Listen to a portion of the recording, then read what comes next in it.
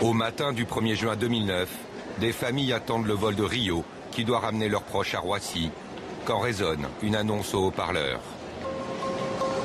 À toutes les personnes attendant l'arrivée du vol Air France 447 en provenance de Rio, de bien vouloir se présenter au comptoir information Air France.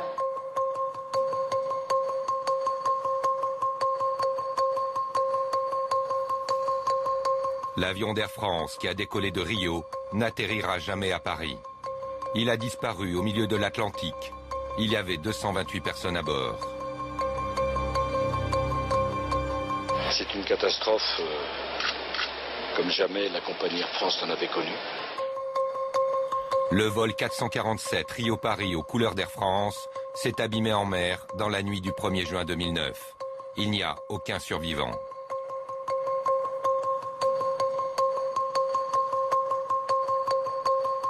Deux jours après le crash, une cérémonie est donnée à Notre-Dame en hommage aux victimes. Pour les pilotes, les stewards et les hôtesses d'Air France, c'est d'abord la douleur. Ce sont mes collègues qui étaient à bord. Voilà, donc j'ai une grande pensée pour eux et pour leur famille. Mais il y a aussi le malaise. Ce drame ébranle la confiance du personnel dans la sécurité des vols de leur propre compagnie. Ça a été un séisme, en tout cas pour le personnel d'Air France. Même si la compagnie a essayé de contenir un petit peu cette panique générale, aujourd'hui, oui, je suis toujours inquiète, en tout cas concernant la sécurité des vols à bord des avions d'Air France. La réputation d'Air France est entachée. Notre prestigieuse compagnie nationale, l'une des plus anciennes et des plus importantes au monde, serait-elle devenue l'une des moins sûres? Depuis une douzaine d'années, des accidents meurtriers s'accumulent. Le Concorde, 113 morts. Brest, un mort à l'atterrissage. Toronto, un avion détruit, aucun mort par miracle. Pau, un mort au décollage. Le crash du Rio-Paris, 228 morts, c'est le crash de trop. La cote de la compagnie française est en chute libre pour les sites américains qui font référence. L'un d'eux recense pour Air France depuis 1950 22 crashs et plus de 1250 morts, quand British Airways à taille comparable a connu 3 crashs et 140 morts. Le système qui a fabriqué cet accident, comme le Rio, va continuer à en fabriquer d'autres. Si on n'attaque pas le système dans son ensemble, il va continuer forcément à provoquer d'autres accidents. Il en a provoqué avant, et il va continuer à en provoquer. Air France, c'est un crash tous les 3 ans. Fatalité ou défaillance d'un système?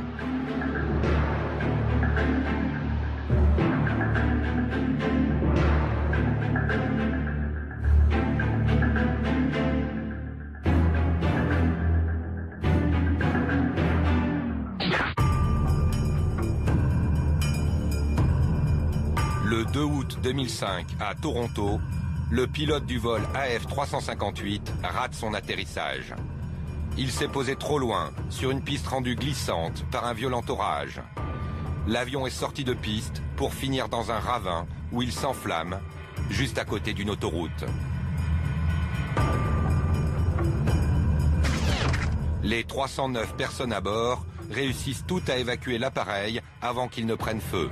Aucun mort, mais 43 blessés. On allait encore très vite, on s'accrochait au siège et on a vraiment cru qu'on allait exploser et mourir. Et là, ça a été le moment le plus dur en fait pour nous. Et on est heureux d'être vivants parce qu'on est passé tout près. Le crash de Toronto pose une première question sur le système Air France. La compétence de certains de ses pilotes. Selon le rapport officiel des enquêteurs canadiens, l'équipage d'Air France a commis 2 erreurs. La première erreur, c'est une mauvaise manœuvre du copilote aux commandes, un ancien steward. Au lieu de descendre normalement vers les premiers 300 mètres de la piste, suivant le trait bleu, le copilote augmente volontairement la poussée des réacteurs au moment où l'avion est déporté par un fort coup de vent. Projeté vers le haut, l'avion passe alors au-dessus de la trajectoire de descente normale pour atterrir trop long. Il va se poser presque à mi-piste, à 1250 mètres du début, sur un sol détrempé. Seconde erreur, un freinage trop tardif. Il s'écoule 16 secondes entre le moment où l'avion se pose et celui où l'équipage actionne les inverseurs de poussée, le freinage. Pendant 16 secondes, ni le copilote ni le commandant de bord ne décident entre remettre les gaz pour redécoller ou freiner à fond pour s'arrêter. 16 longues secondes d'hésitation sur une piste glissante. Quand il freine enfin, il ne reste que 300 mètres de piste. L'avion a encore trop de vitesse. Il sort de la piste, descend dans un ravin, où il s'immobilise avant de s'embraser. Air France n'a pas sanctionné le copilote après Toronto. Il a simplement dû reprendre sa formation et voler sous la surveillance d'un instructeur.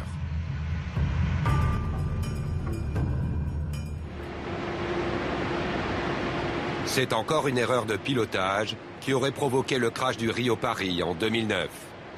Pour comprendre ce qui s'est passé, nous avons reconstitué la séquence des événements à l'aide d'un simulateur de vol.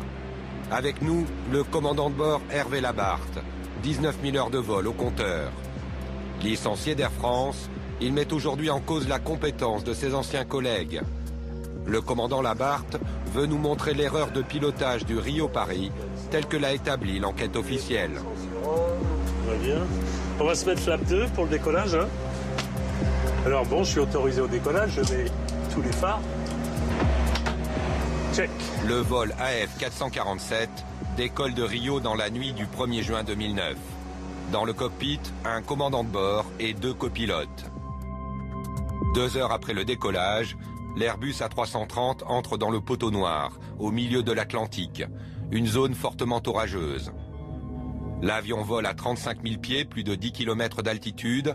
Il est en vitesse de croisière, 840 km/h, le pilote automatique engagé. À l'extérieur, il fait moins 54 degrés. Sur le nez de l'avion, les sondes pitot, les capteurs qui servent à mesurer la vitesse. À 2h10, obstrués par des cristaux de glace, ces capteurs de vitesse cessent de fonctionner. Aussitôt, l'indicateur de vitesse s'éteint sur le tableau de bord, ce qui provoque l'arrêt du pilote automatique. C'est alors le copilote qui va prendre les commandes, en l'absence du commandant de bord parti se reposer. Et ce copilote va commettre une erreur fatale. Au lieu de suivre la procédure et de conserver la vitesse et l'altitude, il va cabrer l'avion, le faire monter. Autopilot off, I have control. Et puis là, au lieu de maintenir les éléments, je cabre. Vous voyez la 7 qui monte. Et on est à 3000 pieds minute. Je donne des actions à piquer, très peu, majoritairement à cabrer, comme dit le rapport. Cette nuit-là, c'est le moins expérimenté des 3 pilotes qui a pris les commandes. Il a 32 ans, moins de 3000 heures de vol. Ce jeune copilote tire sur le manche et cabre l'avion vers le haut, comme tente de le faire ici le commandant Labarthe. C'est hallucinant. Il y a un gros effort à faire pour maintenir à cabrer. En tirant sur le manche, le copilote fait monter l'avion. Plus il cabre, plus il monte, plus sa vitesse diminue, jusqu'à perdre sa portance. Vers 11 600 mètres d'altitude, trop haut, l'Airbus va décrocher. Signe annonciateur du décrochage, l'avion est secoué par de fortes vibrations qu'on appelle le buffeting. Là, vous avez le buffeting. On ne peut pas le louper. Il reste inexplicablement vers 10 degrés, donc il reste encore dans le décrochage. Voilà. Et là, je commence à descendre. Et là, je commence à perdre le contrôle aux ailerons. Ça devient difficile. Et tant que je reste cabré comme ça, je vais aller jusqu'à la mer, à 10 000 pieds minute. En décrochant, l'Airbus tombe de plus de 11 km d'altitude jusqu'au niveau de la mer. Entre la panne des sondes et l'impact, il s'écoule 4 minutes et 22 secondes. Le vol AF447 se crache à 2h14 avec 228 personnes à bord. Air France est aujourd'hui mise en examen pour homicide involontaire dans l'accident du Rio-Paris. Mais la compagnie ne se reconnaît publiquement aucune faute dans la disparition de son avion. Dans le cockpit, elle dit avoir fourni un équipage expérimenté, un commandant de bord et 2 copilotes, totalisant plus de 20 000 heures de vol. Ce sont pourtant les pilotes qui vont être accablés. Quand les boîtes noires sont retrouvées 2 ans après le crash, leur contenu, l'enregistrement des voix et des données techniques est décortiqué par le BEA, le Bureau d'enquête et d'analyse. Selon le rapport du BEA, il y a des causes techniques, mais il y a bien eu erreur humaine. Le copilote aux commandes a mal réagi après la panne des sondes. L'avion est sorti de son domaine de vol à la suite d'actions de pilotage manuel, majoritairement à cabrer. Ce serait bien le copilote, en cabrant brutalement l'avion, qui provoque son décrochage, et donc sa chute. Le crash du Rio-Paris alourdit le dossier des pilotes d'Air France. Nous nous sommes procurés des rapports internes, des lettres confidentielles. Ces documents prouvent que depuis des années, la compétence des pilotes est mise en doute au sein même de la compagnie. Ainsi, en 2005, cette lettre, adressée par un chef pilote à ses collègues, juste avant de partir à la retraite. Ce pilote respecté s'inquiète de la multiplication des incidents et se demande s'il y a encore de vrais pilotes à Air France. Sommes-nous toujours conscients du risque lié au pilotage d'un avion, surtout dans les phases décollage et atterrissage, et de la nécessaire concentration que cela impose? Mais alors c'est sidérant quand même de lire une interpellation comme ça des pilotes. Ça veut dire que lui, il pense que les pilotes sont plus présents dans les cockpits? C'est un cri d'alarme. C'est un homme extrêmement sérieux, extrêmement compétent, qui est affecté de ça. Et qui, en conscience, se dit « je dois lâcher mon truc ». Il a complètement raison. On est dans des problèmes de comportement. C'est le laxisme à bord, c'est le laisser-aller. Et quand ça arrive lors d'un incident, le laisser-aller, c'est pas « ah ben oui, ce jour-là, il y avait laisser-aller ». Non. Quand vous avez le laisser-aller le jour de l'incident, c'est parce que vous êtes toujours dans le laisser-aller. On est vrai, vous savez, dans le vol, quand ça arrive et qu'on n'est pas bon, c'est pas qu'on n'est pas bon ce jour-là. C'est qu'on n'est pas bon depuis pas mal de temps. Malgré les alarmes, les incidents se multiplient chez Air France, au point de récolter un nouveau surnom dans le milieu aéronautique, Air Chance. En 2006, lors d'un atterrissage de nuit en Afrique, le pilote confond la ligne lumineuse du bord de piste avec le centre de la piste. Il se pose à moitié sur le béton, à moitié sur l'herbe, avant de remettre plein gaz. La queue de l'avion touche le sol. Le crash est évité de peu. En 2008, à Montréal, après l'atterrissage, le commandant de bord, au moment de tourner à gauche vers le parking, pousse la manette dans le mauvais sens et part brutalement à droite sur la pelouse. Aucune victime, heureusement. En 2011, à New York, un A380 percute un avion à l'arrêt sur le tarmac.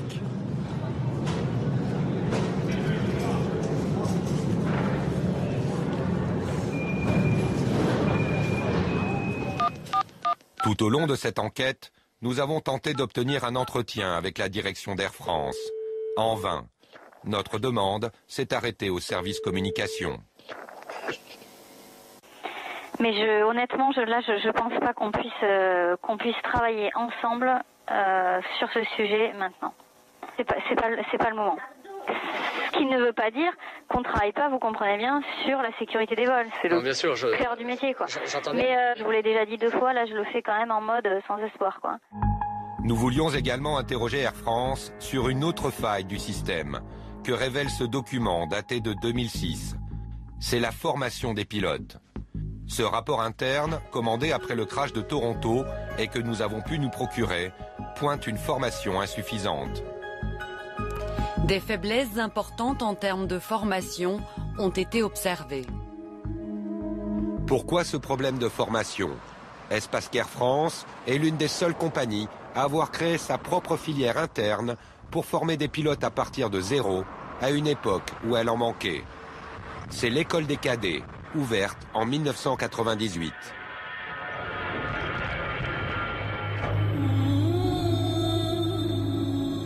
Voici un clip montrant l'école des cadets d'Air France, réalisé par un apprenti pilote sur la musique héroïque du film Gladiateur.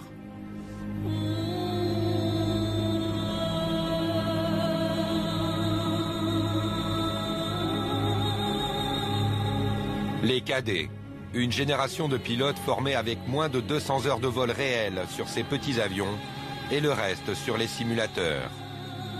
Des apprentis pilotes ensuite directement placés sur des avions de ligne avec passagers. Près de 10% des pilotes d'Air France sont issus de cette filière, dont le copilote impliqué dans le crash du Rio-Paris.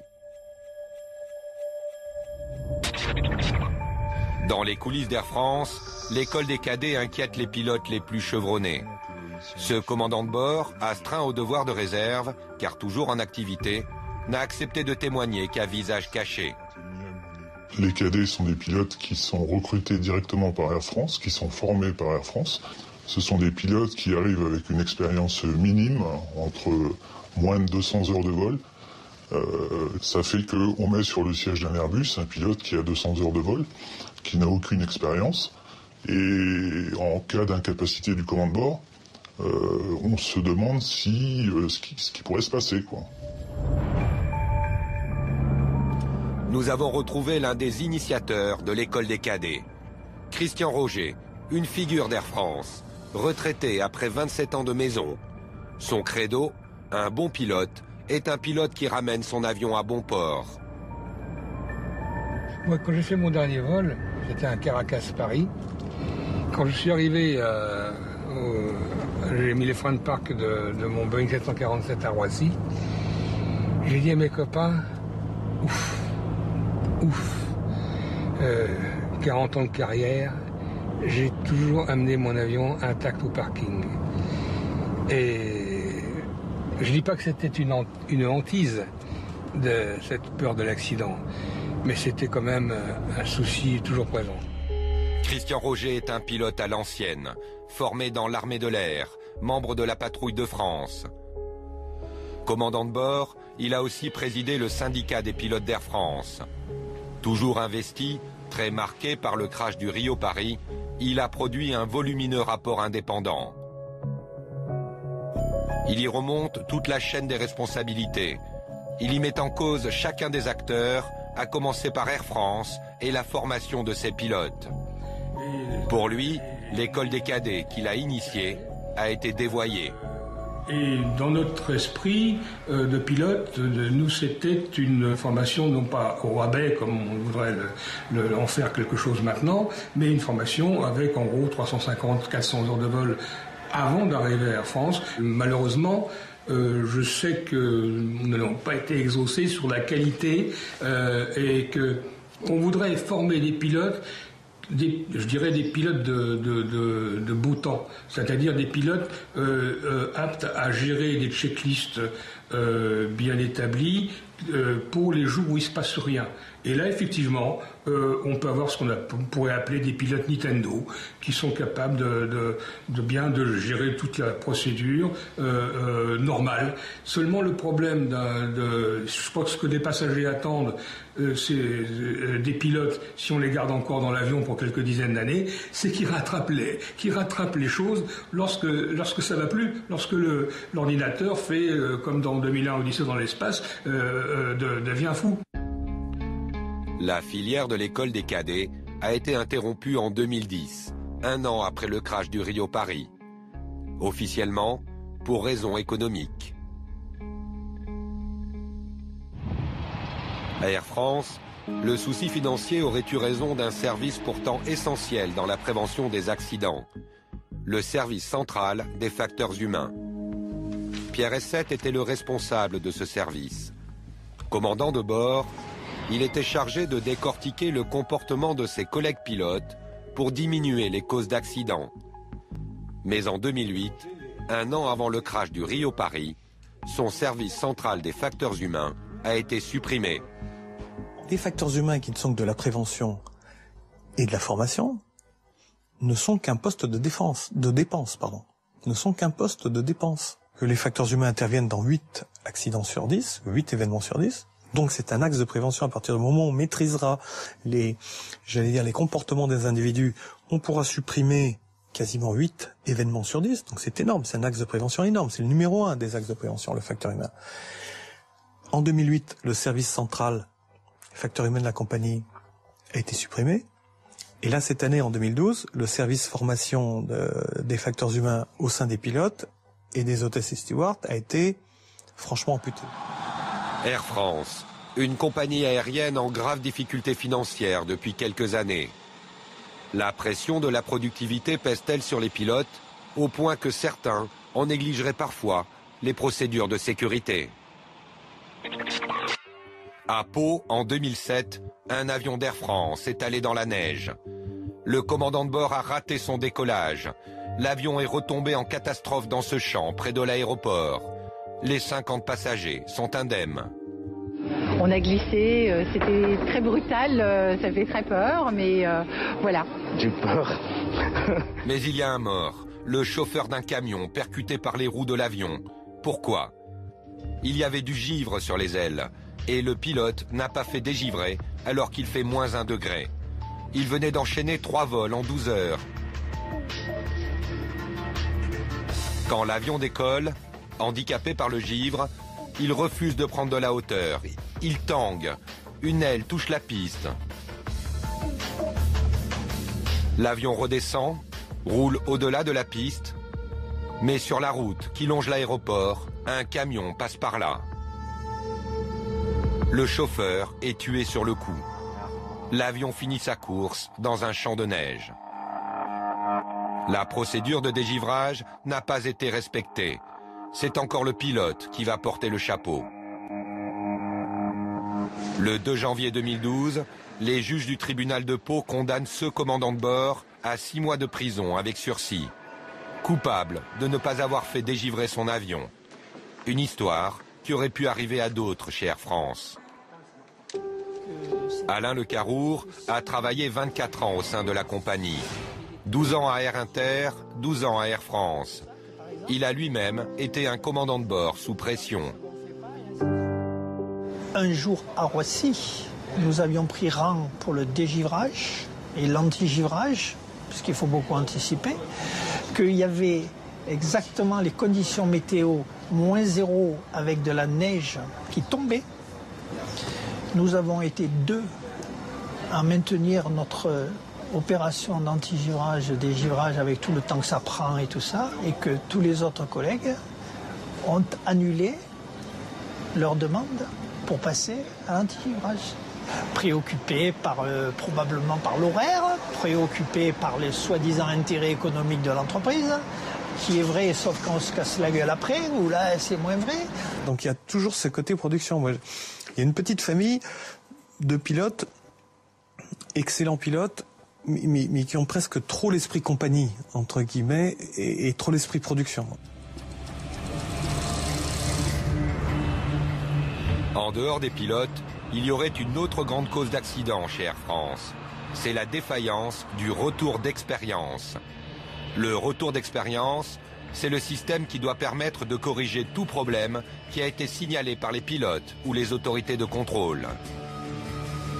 Mais quand le problème signalé n'est pas corrigé, ça peut donner ça, le crash d'un Concorde. Souvenez-vous.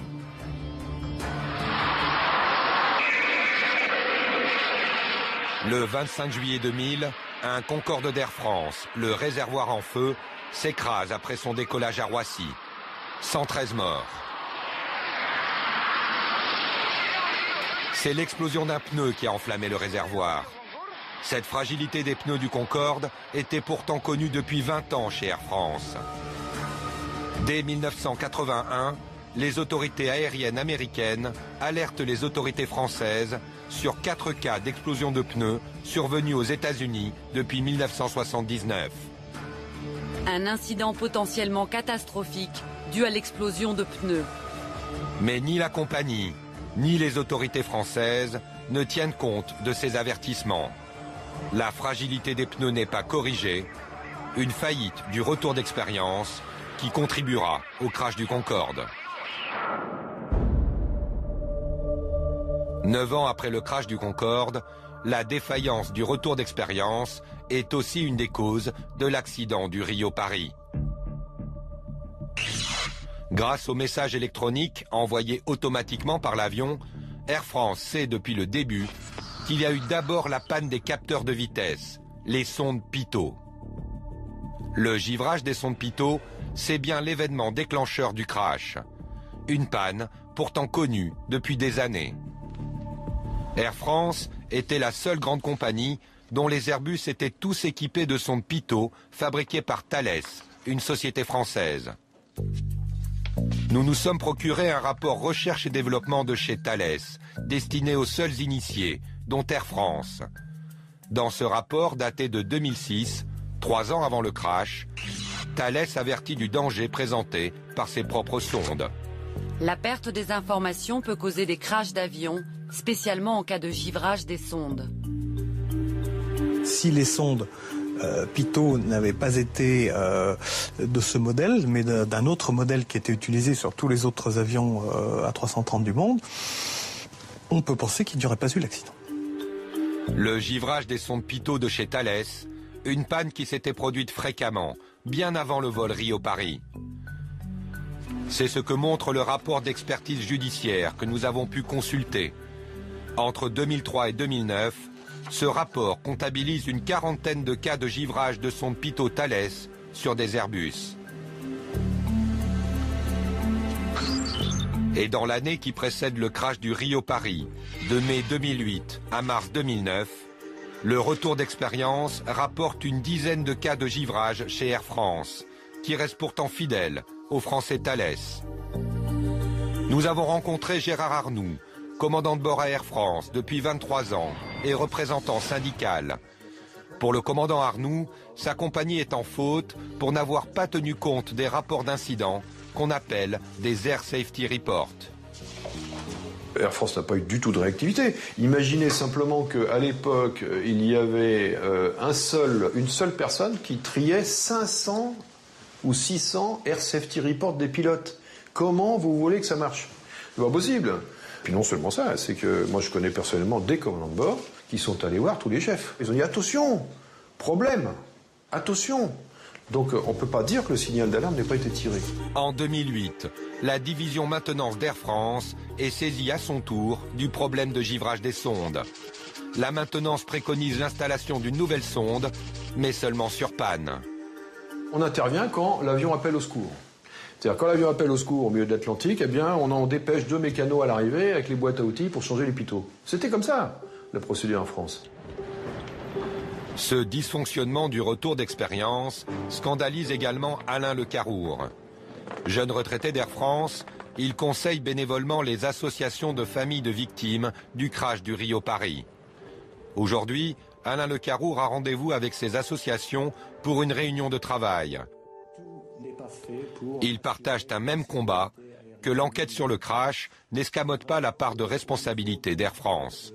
Ce que nous n'acceptons pas, c'est qu'il puisse y avoir des enquêtes, qu'elles soient techniques ou judiciaires, qui soient un sens unique et qui soient biaisées. Et dans ce sens-là, nous sommes tout à fait en symbiose avec les associations avec lesquelles nous travaillons. Voilà, je m'arrêterai là pour aujourd'hui. On sait qu'à partir de l'été 2008, il y a eu 10 fois plus d'incidents de sondes pitot qu'auparavant. Avant 2008, il y avait un incident par an de sondes pitot. À partir de 2008, il y en a eu 10. Si finalement les autorités avaient fait le nécessaire en temps et en heure, alors que finalement tous les signaux étaient au rouge, eh bien finalement il n'y aurait pas eu ces 228 morts. Pour Alain Le Carour, dans l'affaire des sondes, son ex-compagnie a manqué de réactivité. Ce n'était pas une panne qu'a eu cet avion. Cet avion avait un défaut. C'est-à-dire, c'est très important, parce qu'une panne, l'équipage doit savoir la corriger. D'accord? Si en condition qu'ils soient capables d'identifier. Un défaut, ça remet en cause la navigabilité de l'avion. Voilà. Du côté d'Air France, on aurait pu déjà avoir une preuve de réaction s'il y avait eu immédiatement réentraînement de tout le monde au simulateur, mise au point de procédures simples et d'urgence. Ce cheminement n'a pas eu lieu. Le rapport officiel du BEA confirme l'absence de formation à la panne des sondes, la procédure IAS douteuse dans leur jargon. Les copilotes n'avaient pas reçu d'entraînement à haute altitude à la procédure IAS douteuse. En clair, le copilote n'était pas entraîné par Air France à la panne des sondes pitot. Air France n'a pas non plus changé ses sondes en urgence, contrairement à Air Caraïbes. Dès ses premiers incidents fin 2008, Air Caraïbes remplace toutes les sondes de sa flotte par un modèle plus performant. Pourquoi Air France n'a pas changé ses sondes à temps? Nous profitons d'un point presse sur le crash du Rio-Paris pour interpeller le porte-parole de la compagnie, le commandant de bord, Eric Schramm. Il a prévu une brève déclaration et seulement 5 questions seront autorisées.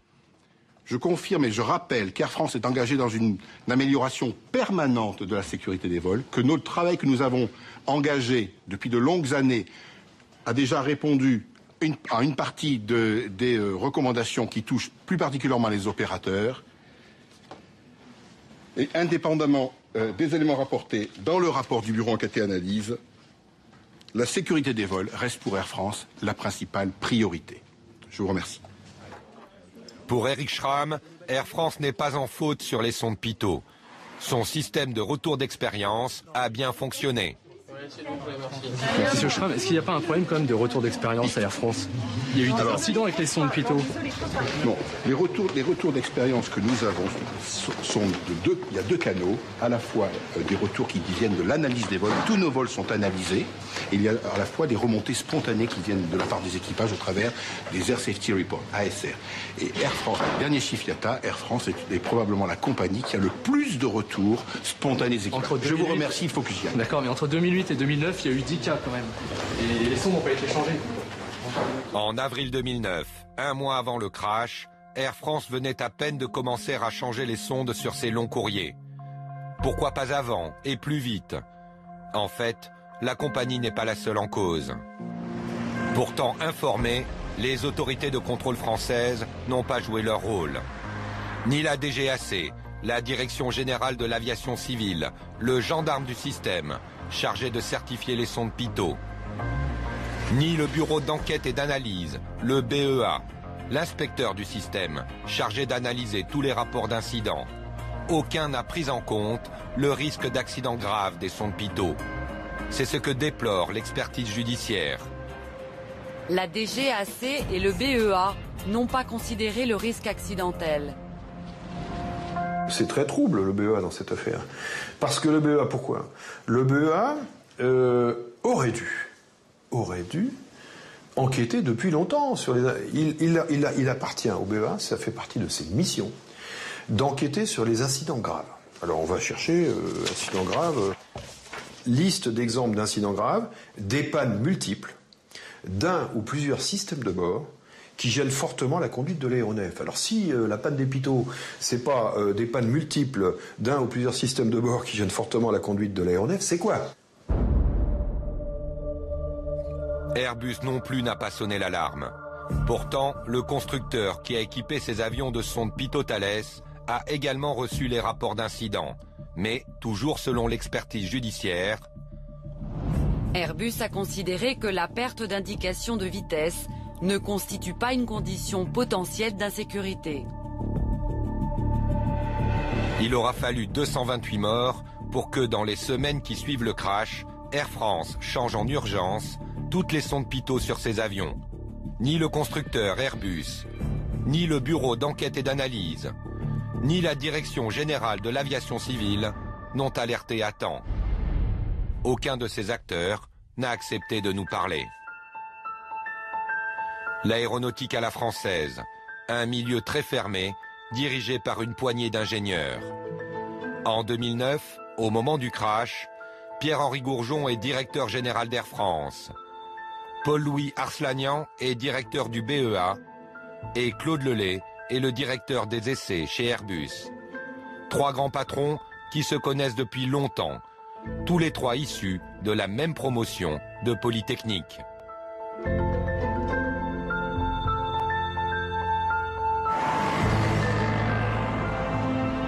À l'Assemblée nationale, une députée tente de dénoncer l'opacité du système aéronautique français. Odile Saugue a présidé le rapport parlementaire sur la sécurité du transport aérien. Elle en connaît bien tous les acteurs. La défaillance d'Air France comme des autorités de contrôle dans l'affaire des sondes désole la députée. Pour Odile Saugue, ces acteurs auraient tendance à se protéger entre eux. Nous avons les mêmes formations, on retrouve les mêmes experts qui passent, ça a été dit 100 fois, moi j'ai employé un jour un terme d'opacité qui m'a été beaucoup reproché, mais vous voyez bien qu'ils passent de la DGAC à Airbus, si ce n'est l'inverse, ou à Air France, parce que c'est effectivement un monde de spécialistes hautement qualifiés, mais c'est... On peut parler de consanguinité aussi, parce que quand on regarde... J'ai eu l'occasion d'en parler aussi, oui, mais... Et ça vous a valu des pressions Ça m'a été beaucoup reproché, oui. Ils n'ont pas envie de s'autoflageller. Je crois que les choses sont claires. Une consanguinité qui ne favoriserait pas la transparence, surtout en cas de grave accident. Comme ici, à Absheim, en Alsace, il y a 25 ans. Ce dimanche 26 juin 1988, Airbus présente fièrement son tout nouvel avion, l'A320. Un vol promotionnel avec 127 personnes à bord. Pour épater le public, le pilote passe en rase-motte, à 10 mètres du sol. Mais l'Airbus ne parvient pas à reprendre de la hauteur.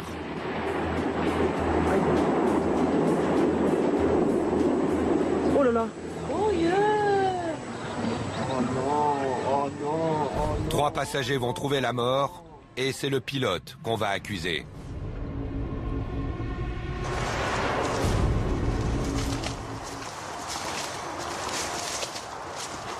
Jean-Claude Beutsch est l'un des survivants.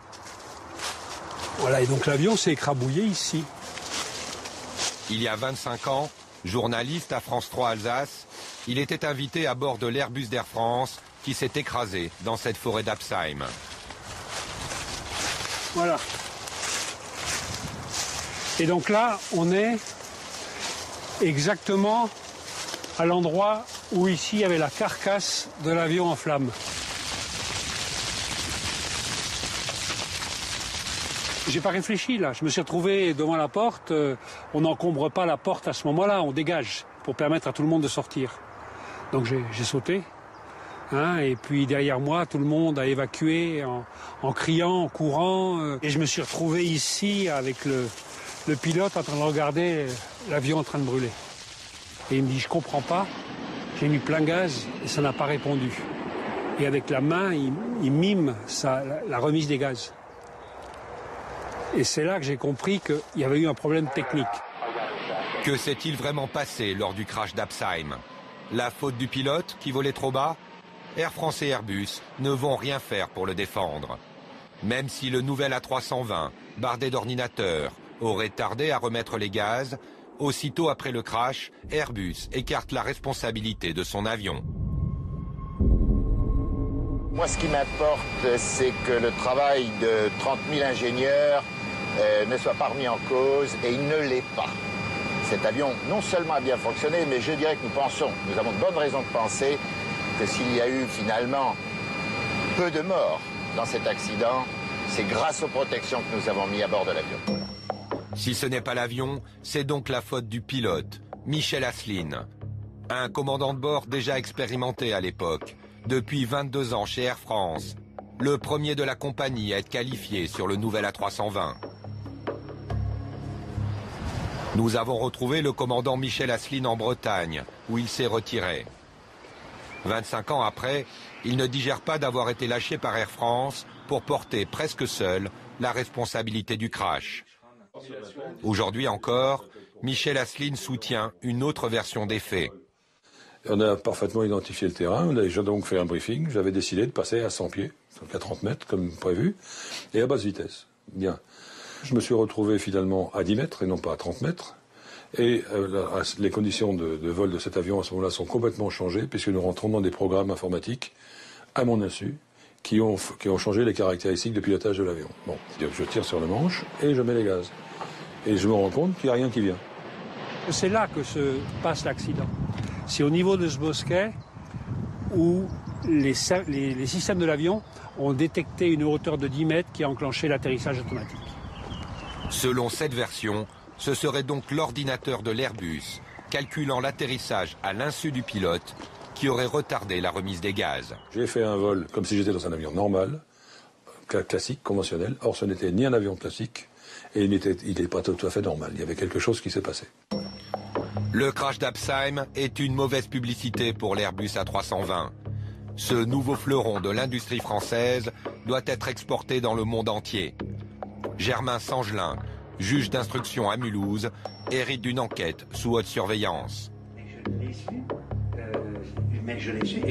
Nous avons retrouvé le juge Sangelin, aujourd'hui à la retraite. 25 ans après, il n'a pas oublié les démarches du ministère des Transports. On m'a démarché, physiquement, exactement comme vous voyez dans certains films, par un ministère qui était le ministère des Transports, dont la doctrine était il faut à tout prix sauvegarder. On est en train de fabriquer, de lancer une fabrication, on a des contrats mirifiques, il faut à tout prix sauvegarder les intérêts économiques de la France et des associés de la France. Ça m'a été dit par un directeur de cabinet. Sur le terrain, l'enquête est entravée. 9 jours après le crash, le juge s'aperçoit que les boîtes noires n'ont pas été mises sous scellé. Elles seraient parties dans les méandres de l'administration. Monsieur le juge, vous ne possédez pas les enregistrements des 2 boîtes noires pour l'instant? Mais pour l'instant, ils sont, vous venez de l'entendre, ils sont entre les mains de l'administration. Est-ce que c'est normal, 9 jours après le drame, que les boîtes noires ne soient pas sous scellé et ne soient pas à la disposition de la justice? Eh bien, c'est tellement peu normal que vous venez de m'entendre donner des instructions pour qu'ils soient passés sous main de justice définitivement dès cet après-midi. Jean-Claude Beuch a enquêté sur la disparition pendant une dizaine de jours de ces boîtes noires. Sa thèse est celle de la substitution. Au moment de l'accident, le délégué régional de l'aviation civile a récupéré les 2 boîtes dans l'épave de l'avion. Et quand ce délégué quitte l'épave de l'avion, avec ces 2 boîtes à la main, il est pris en photo. Prise par un photographe de presse, cette photo montre les vraies boîtes noires prélevées sur l'avion le jour du crash. Mais selon Jean-Claude Beuch, ce ne sont pas les mêmes que celles-ci, qui seront remises à la justice quelques 10 jours après le crash. Pourquoi c'est pas les mêmes? Parce que c'est facile de le voir. Les bandes blanches en diagonale ne sont pas identiques. Donc il s'agit de 2 paires de boîtes différentes. Pour Jean-Claude Beuch, d'après l'analyse de ce cliché par un laboratoire indépendant, ces boîtes prélevées le jour du crash auraient des bandes blanches perpendiculaires. Tandis que les boîtes exposées au tribunal, elles, ont bien des bandes blanches obliques. Et autre indice troublant, ces boîtes sont usagées et en plus des paramètres du vol inaugural d'Absheim, elles contiennent les paramètres d'un vol précédent en Afrique. La première résultante de cette embrouillamini dont moi j'ai eu connaissance, c'est que quand on a ouvert les boîtes pour les exploiter, eh bien on est tombé dans des latitudes et des longitudes qui se situaient plutôt vers la corne de l'Afrique, vers le Kenya, alors qu'on nous a dit que c'était un neuf. Les 2 boîtes sont neuves et les contenus sont neufs. C'est un avion neuf. C'était logique qu'il y avait des boîtes neuves dedans. Selon Jean-Claude Beuch, les boîtes noires auraient été trafiquées. On a manipulé les enregistrements, on a constaté par la suite qu'il manquait des bouts. Donc ils ont bien raccourci la durée de l'enregistrement de telle manière à faire disparaître le retard à l'allumage des moteurs. Dans ce crash, il y avait une co-responsabilité parce que l'avion avait des défauts et donc Airbus cherchait à tout prix à les camoufler et Air France avait envoyé un avion avec des passagers faire le zouave au-dessus d'un terrain d'aéroclub. Donc ils n'étaient pas clairs non plus. Donc les 2 avaient envie que et Air France, compagnie nationale, et Airbus, grand constructeur aéronautique, s'en tirent sans rien, blanchi. 9 ans après les faits, la justice rend son verdict. La thèse de la substitution des boîtes noires n'est pas retenue. Pour les juges, le pilote Michel Asselyne est bien le principal responsable du crash. Il est condamné à 18 mois de prison, dont 6 mois fermes. Licencié d'Air France sans indemnité, Michel Asselyne sera un temps plombier avant de piloter à nouveau dans le privé. On avait tout ce qu'il fallait pour augmenter considérablement la sécurité aérienne de Air France. Rien n'a été fait. Au contraire, c'est la faute du commandant, on met le chapeau par-dessus, et c'est terminé, on n'en parle plus. La preuve, vous êtes les premiers, ou des rares, qui reparlent d'Absheim. Absheim, c'est la honte pour beaucoup de gens.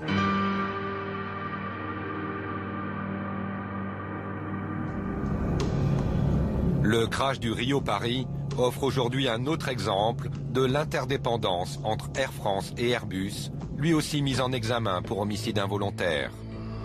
Une question lourde, le décrochage d'un A330. Pourquoi cet Airbus a-t-il décroché sans que les pilotes ne réussissent à s'en sortir? Apprendre à sortir d'un décrochage, ça se fait à la 5e heure de vol, je crois, dans les aéroclubs. 5e ou 6e, bon, au début. Donc, j'allais dire, ces pilotes-là qui ont minimum, je sais pas, 1000, 1500 heures de vol, savaient le faire très bien. Virgule, s'ils avaient l'information. Mais selon le rapport du BEA, l'équipage n'a jamais compris que l'avion décrochait. Aucun des pilotes n'a formellement identifié la situation de décrochage. Pourquoi n'ont-ils pas compris? Est-ce parce que cet Airbus ne décroche pas le nez vers le sol, comme tous les autres avions? C'est quoi le décrochage? C'est l'incidence de l'avion qui augmente, hein, comme ça, jusqu'à ce que les filets d'air sur les ailes ici décrochent. Et l'avion, à ce moment-là, sur un avion disons, en décrochage dans cette situation-là, l'avion, à ce moment-là, perd sa portance, se met à piquer du nez comme ça. Et ça, le pilote le reconnaît. Alors que celui-là, il est tout le temps resté comme ça. Hein. Vous voyez? Il est resté comme ça, hein, avec les ailes qui s'inclinaient comme ça. Vous voyez? Comme ça, il est tombé comme ça, un peu comme une feuille morte. Ça s'appelle un deep stall, de décrochage à plat. Mais pourquoi les pilotes n'ont-ils pas au moins entendu l'alarme de décrochage, le stall? Dès le début, cette alarme de décrochage se déclenche en continu pendant 54 secondes. En tout, le stall résonne à 74 reprises. Pourtant, toujours selon le rapport officiel, aucun des pilotes n'a fait référence à l'alarme de décrochage. Pourquoi ne l'ont-ils pas entendu? Serait-ce à cause du stress?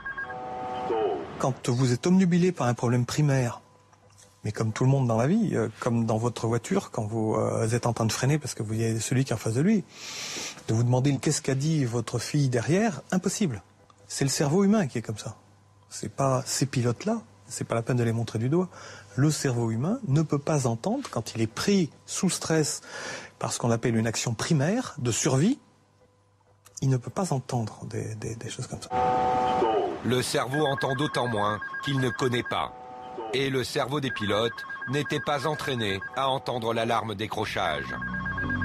Pas entraîné parce qu'un Airbus, ça ne décroche pas.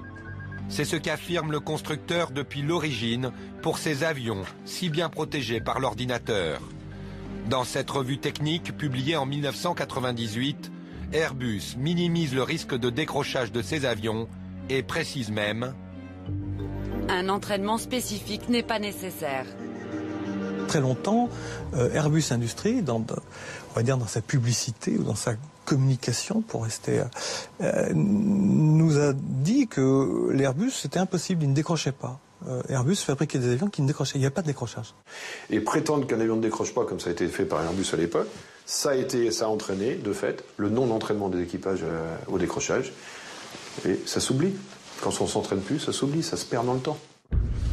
Le comité hygiène et sécurité d'Air France s'est très tôt inquiété de l'absence d'entraînement au décrochage. Dès 2002, 7 ans avant le crash, il demande à sa direction de classer la procédure de décrochage en manœuvre d'urgence.